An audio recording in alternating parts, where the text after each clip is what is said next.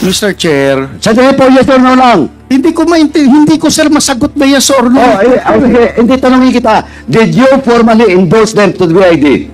Merong PIDEA doon na kasama. Sino ang PIDEA? Hindi ko na matandaan, Mr. Chair. Lak lang. Yes, Pwede ba Mr. yun? Chair, that was 20 years ago, Mr. Chair. Ito, sinong BID doon? The time. Hindi ko rin matandaan na kung sino yung BID. Ay, mayan, Miss Yaka, Mr. JDG, sandali po. Patapusin muna ako. Hindi pwede hindi mo matandaan. Kasi, yung Dumoy raid na yun, napakalaking raid yun. Tapos, tinurnover nyo, hindi mo matandaan. Kaya tinanong kita, if you formally endorse those 11 Chinese, kasi po, may statement na presidente din na pinagpapatay niya. You're telling me, maniwala ako dito, hindi mo matandaan? And you claim that those 11 are persons of interest, then suddenly, nirelease ng BID? Wala kayong ginawa? In fact, ang basic doon, police ka. Ang basic doon, you should have investigated why the BID released those 11 persons of interest. Sobrang nakakagulat na balita. Grabe, Congressman Caras Paduano at former PIDEA General Wilkins. Nagkainitan sa Kongreso, naging mainit ang salpukan nila sa Congress. Ayon sa nakalap nating impormasyon, hindi pwedeng hindi matandaan ng PIDEA kung bakit hindi nila hinuli at kinulong si Duterte matapos siya umamin. Siya ang nagpaligpit sa 11 Chino na hinuli, 20 taon na ang nakakaraan sa Dumoy drug raid sa Davao. Wala daw sila matandaan, uminit ang ulo sa PIDEA ni Paduano. Pinulgar ang sabwatan nila ni Duterte sa Congress. Tara panoorin natin. Mr. Chairman, Go ahead. with the indulgence of Kong Flores, can I ask question lang po kay... Okay, with the indulgence of Congressman Thank you. Flores. Sundan ko lang po, kasi DG, sinabi mo na persons of interest. Now, sabi mo naman, yung focus nyo is from the other project or lab.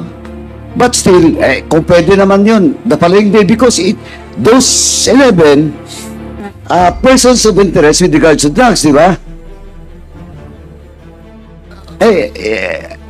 DG police ka di ba? Yes, sir. Oh, persons of interest yun. Tapos, nung pinakakawala sandali po, pinakawala ng BID, okay lang kayo? Sige nga. Sir, what I mean with persons of interest, it's possible person. Kaya nga, whatever, because they are not yet, hindi nga pwede ikulong dun sa yung sinabi mo, Davao City Police Office, hindi. Wala pa naman silang kaso Tama yun sa BID, but even the following day, the following week, dapat pinalo up nyo. Bakit biglang nawala? And did you file a case against the BID? Mr. Chair, meron kasi... Sandali po, ay, question ko lang po, sagutin mo. Did you file a case against those BID people? Wala po, Mr. Chair. Why? Wala namang violation, Mr. Ano Chair. wala violation? Sabi mo na nga, they are subject of that operations. Persons of interest. Di ba? O now, question. Ito, are they formally endorsed to BID? DG? Mr. Chair, Sandali po, yes or no lang. hindi ko sir masagot na yes or no. Okay, hindi tanongin kita. Did you formally endorse them to the BID? Merong PIDEA doon na kasama. Sino ang PIDEA? Hindi ko na matandaan, Mr. Chair. Lak lang. Yes, Pwede ba Mr. yun? Chair, that was 20 years ago, Mr. Chair. Ito, sinong BID doon? The time. Hindi ko rin matandaan na kung sino yung BID. Ay, mayan, Miss Yaka, Mr. Chair. JDG, sandali po. Patapusin muna ako. Hindi pwede hindi mo matandaan. Kasi yung Dumoy raid na yun, napakalaking raid yun. Tapos, tinurnover nyo, hindi mo matandaan. Kaya tinanong kita, if you formally endorse those 11 Chinese, kasi po, may statement na presidente din na pinagpapatay niya. DG you're telling me, maniwala ako dito, hindi mo matandaan? And you claim that those 11 are persons of interest, then suddenly, nirelease ng BID? Wala kayong ginawa? In fact, ang basic doon, police ka. Ang basic doon, you should have investigated why the BID released those 11 persons of interest. Di ba? Police ka eh. Subject nyo yun eh. Kaya hindi mo ako mapaniwala, DG. Ewan ko sa mga members dito, kung maniwala na hindi mo alam kung ano nangyari doon. Di ba? Simple lang po. Dineklara mo persons of interest in 11. Nirelease ng BID. Ang reason mo is that you're busy on those other projects.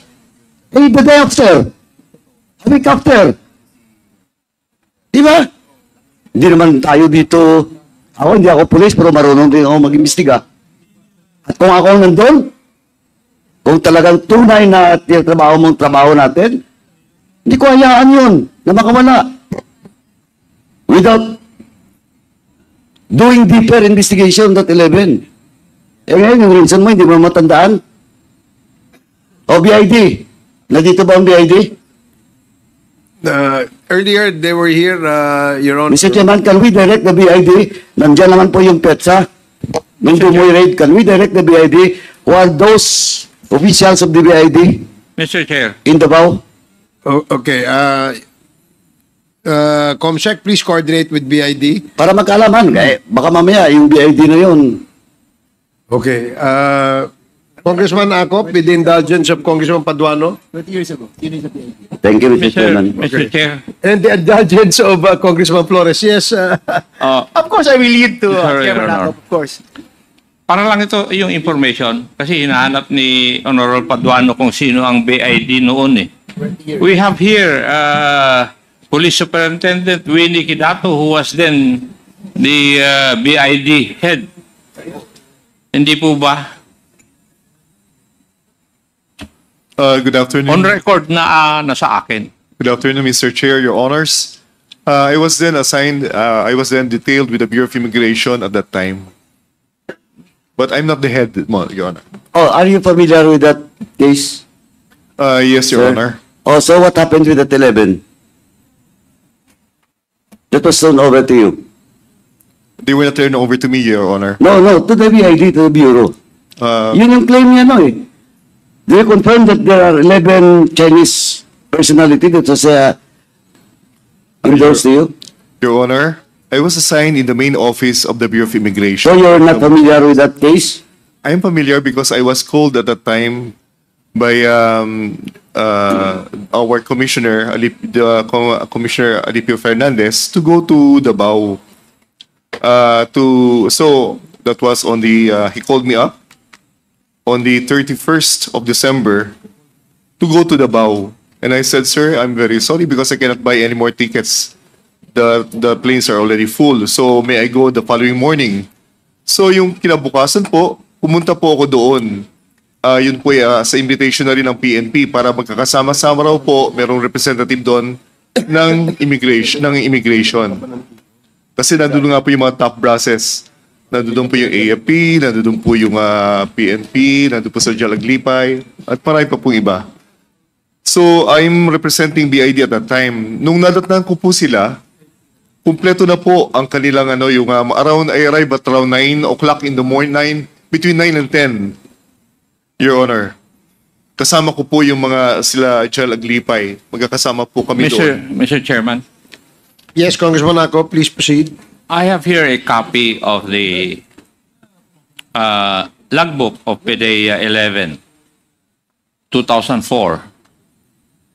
Logbook number 4061, dated January 1, 2005, at 10:35 in the morning. It's stated here, PDEA personnel left this office led by SPO3 Baltasar Carillo, with the BID personnel led by Police Superintendent Winnie Kidato, proceeded at Arlene Apartment and Torres Street, Barrio Obrero, Davao City, to follow up on clandestine laboratory and Shabu laboratory for records purposes and future reference. It was signed by SPO1 Juanito P. Tanod, Duty Desk Officer. Would this lie? Hindi totoo ito. Sir O Chair, Your gawa-gawa Honor, lang ng PDEA Region 11? that is not how I remembered it, Your Honor. I do not know. That's why we are asking questions here. Why? Because we have documents. After po na mag-arrive po ako sa Davao, ay kasama ko po yung mga ibang mga top brass. Bumisita po kami diretso po doon sa site. Doon po sa Dumoy, sa place po kung saan nangyari yung encounter nung gabi, previous na night. Hindi po ako nakatapak doon sa Arlene apartment. Wala pa akong napunta na ganun. Anyway, nung pumunta po ako doon, nandun po nagko-coordinate po ang mga immigration, mga police. Ang immigration po was led by their alien control officer o yung pinaka-chief po ng Region 11 na immigration at the time. Ako po, tumuloy po ako doon sa Dumoy. And after that, the same afternoon, lumipad na po ako pabalik dito sa Pilipinas. Sa Manila. Sorry po. Sino yung immigration head nandun? Hindi ko na po maalala yung pangalan ng alien control officer, but that will be available, sir, sa office po ng ng immigration po, siguro, sir, sa admin. But you met also DG Wilkins on that. Saan sir? Nakita ba kayo? Yes, sir. Magkasama po kami doon sa airport. So alam mo yung 11? Alam mo yung case ng 11? Hindi ko po Why the BID National Office sent you in Davao? For what purpose? It was upon the invitation, sir, of General Aglipay, extended to our commissioner then at the time, Commissioner Alipio Fernandez, so that the BI can be on board on this project. So, ibig sabihin, prior to that operation, may invitation na sa inyo? The night, nung afternoon po, ng 31st ng December. Pero dumating ka, tapos na. Kinabukasan na po. January 1 na po yon. So, it is true na pumunta ka rin doon sa sa apartment? Hindi po ako nakatapak po doon. Maaaring na-misconstrue lang kasi ako po yung from the main office, kaya sinabi ako nag-lead. Pero actually, meron na po silang coordination doon na nangyayari eh. Kaya siguro nalagyan lang yung pangalan ko doon, sir. Sa local? Opo. Meron na po local coordinations doon, sir. Pero hindi mo natandaan yung pangalan nung nasa local? Tingnan ko po, lalaki po siya, matanda na. I will try to remember his name, sir. If I will ask the immigration, sir, for his name. Lahat na lang ng mga personnel ng BID na involved doon sa operations na yun. Anyway, Mr. Chairman, we have already directed the COMSEC to coordinate with BID. COMSEC?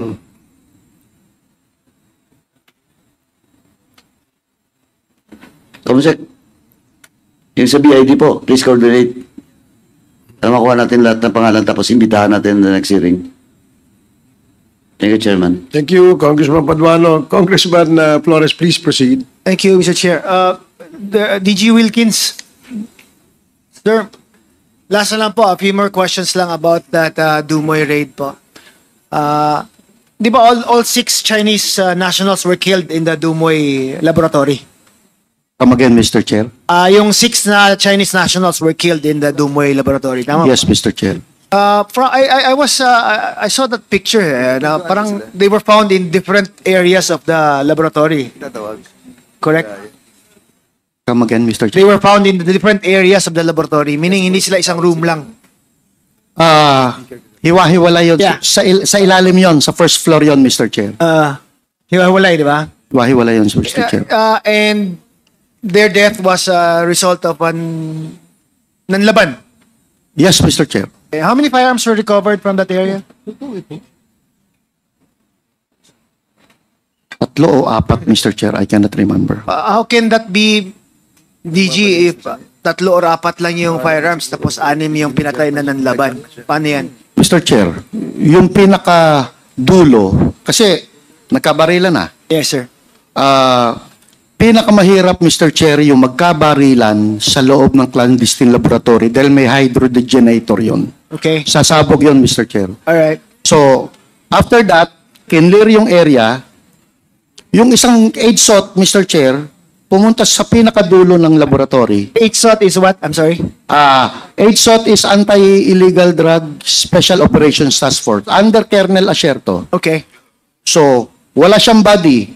Pumunta sa pinakadulo, Mr. Chair, kasi naandun yung pinaka parang lababo or something, drainage.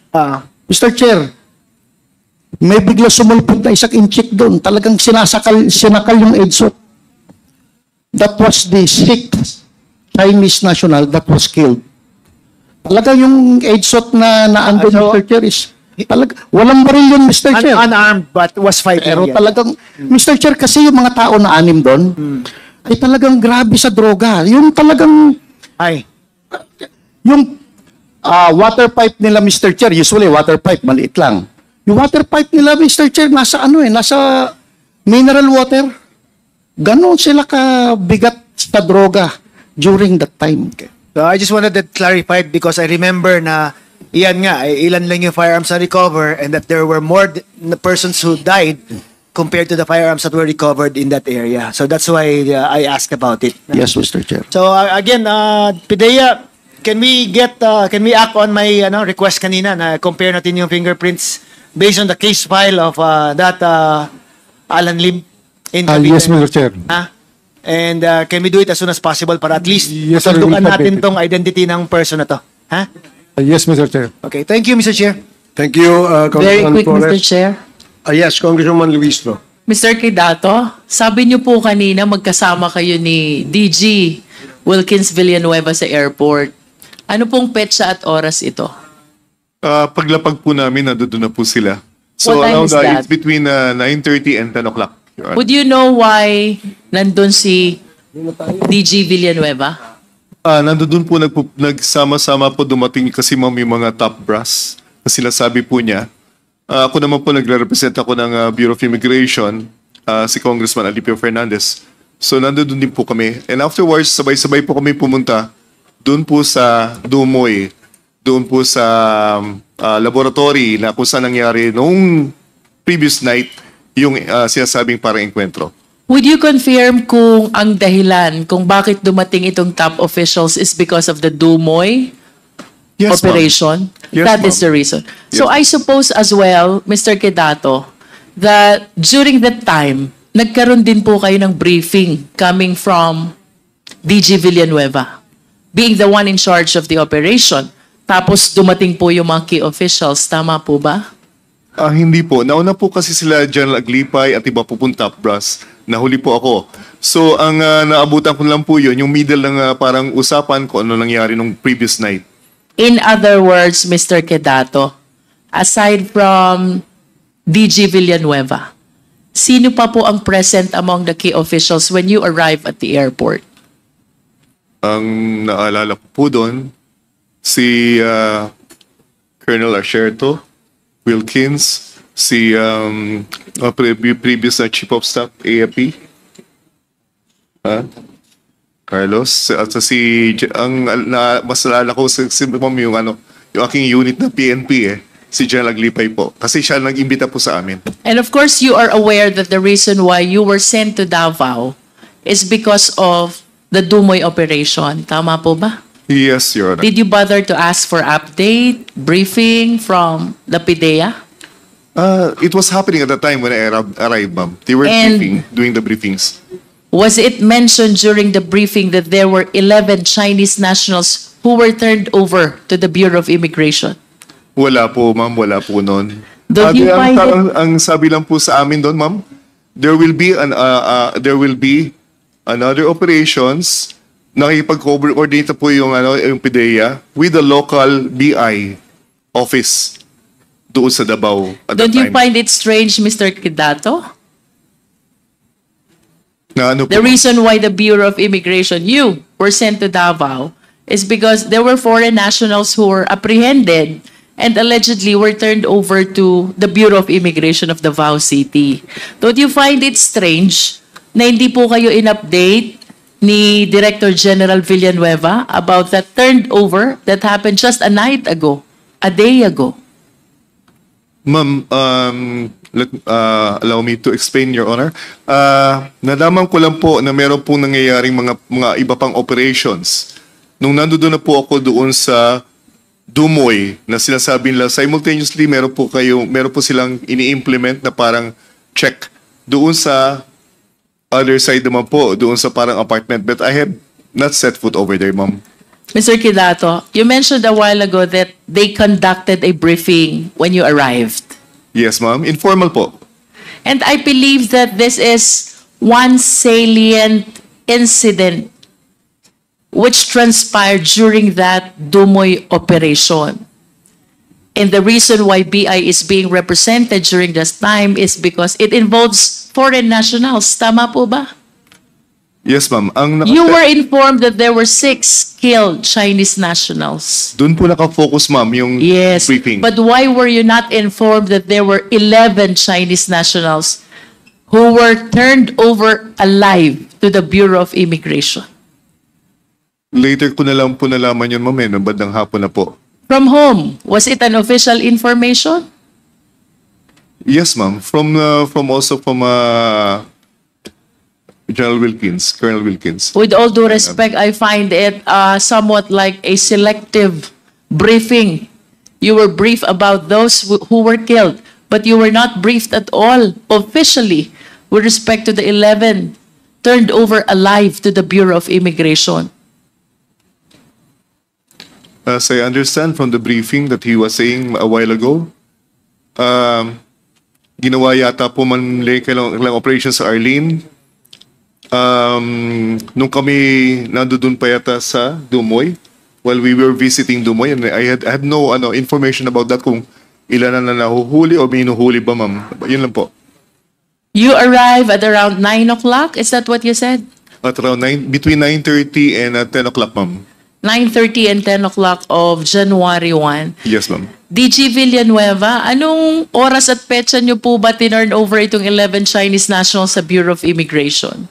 Mr. Chair, talagang, I'm sorry, talagang hindi ko ma-remember yung doon sa Arlene apartment na after operation At because at I least was with- focused more on the laboratory. On the kasi- follow-up operation.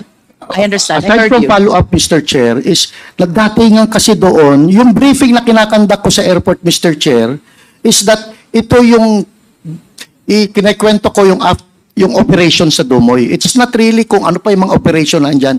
Naandun yung top brass, kinuwento ko what happened. Kinuwento ko kung saan nagumpisa, kung saan natapos. Because after that, Mr. Chair, dumiretso na kami sa Dumoy apartment. Sa Dumoy laboratory. Ngayon, merong PIDEA, composite ng PIDEA, Davao City Police Office, at BID na nag-follow-up operation sa Arlene apartment in which wala akong personal knowledge na dumiretso sila sa Arlene apartment.